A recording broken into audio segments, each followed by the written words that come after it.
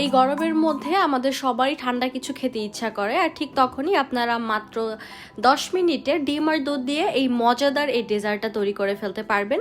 এই পুডিং আমরা সবাই তৈরি করতে জানি, তবে আমাদের পুডিং তৈরি করার সময় অনেক ধরনের প্রবলেম ফেস করতে হয়। পুডিং ফেটে যায়, শক্ত হয়ে যায়, ভালোভাবে জমে না। তো সব ধরনের টিপস নিয়ে আজকের রেসিপিটি আমি তৈরি করেছি আপনাদের জন্য।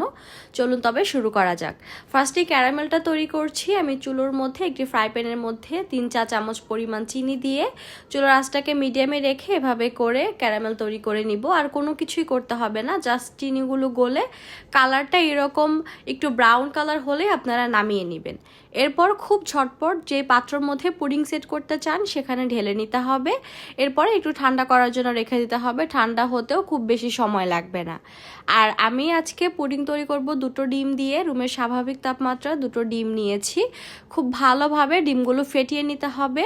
এরপর আমি চিনি দিয়ে দিচ্ছি 3 চা চামচ পরিমাণ। আমি আমার স্বাদ মতো চিনির পরিমাণটা একটু কম রেখেছি, তবে আপনারা চাইলে আর একটু বেশিও দিতে পারেন।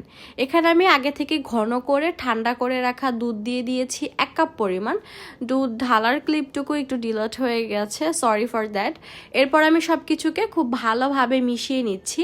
1 চিমটির মতো লবণ আর উঁচু করে 1 টেবিল চামচ পরিমাণ ফুল ক্রিম গুঁড়া দুধ দিলাম। এতে করে টেস্ট অনেক ভালো আসবে আর পুডিংটা ফেটে যাবে না, খেতে খুবই মজা হবে। এরপরে আলতো করে সব কিছুকে ভালোভাবে মিশিয়ে নিলেই আমাদের রেডি। খুবই ঝটপট তৈরি করা যাবে, মাত্র 10 মিনিট টাইম লাগবে। এরপরে যে পাত্রের মধ্যে ক্যারামেল সেট করে রেখেছিলাম সেই পাত্রের মধ্যে ঢেলে নিব। ঢালার সময় ডিরেক্টলি না ঢেলে যদি আমরা একটি স্টেইনারের সাহায্যে ছেঁকে নিই তাহলে পুডিংটা অনেক বেশি স্মুথ হবে। এরপর একটি ফয়েলের পেপার দিয়ে ঢেকে নিচ্ছি। আপনাদের হাতের কাছে থাকা যে কোনো ঢাকনা দিয়ে ঢেকে নিতে পারেন। পুডিংটাকে আমরা স্টিম করে নিব। একটি বড় গর্তযুক্ত পাত্রে খুবই সামান্য পরিমাণ পানি দিয়েছি। এরপরে একটি স্টেইনার বসিয়ে উপরে পুডিংয়ের মোলটা বসিয়ে দিব। এরপরে আমি ঢাকনা দিয়ে ঢেকে মিডিয়াম টু হাই হিটে জাল করে নিব ঘড়ি ধরে 10 থেকে 15 মিনিট। এর বেশি টাইম লাগবে না, এর মধ্যেই পুডিংটা জমে যাবে। তবে চুলোটা অফ করে দিয়ে আমি চুলোর উপরে এভাবে করে রেখে দিব যতক্ষণ না পর্যন্ত একদম ঠান্ডা হয়ে যায়। যখন রুমের স্বাভাবিক তাপমাত্রা চলে আসবে তখন আমি এটাকে চেক করে নিব। আর চেক করার সময় যদি এই ধরনের শাসলিকের কাঠিটা যদি ক্লিয়ার না আসে তাহলে আরেকটু বেক করে নিতে হবে। এ পর্যায়ে পুডিংটা যদি ফ্রিজে রাখা হয় তাহলে আরও ভালোভাবে সেট হয়ে যাবে। 15 থেকে 20 মিনিটের মতো ফ্রিজে রেখে ঠান্ডা করে আপনাদেরকে ডিমোল্ড করে দেখাবো।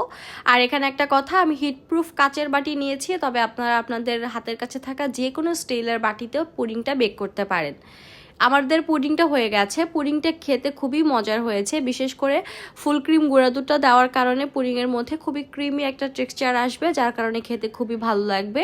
গরমের মধ্যে স্বাস্থ্যকর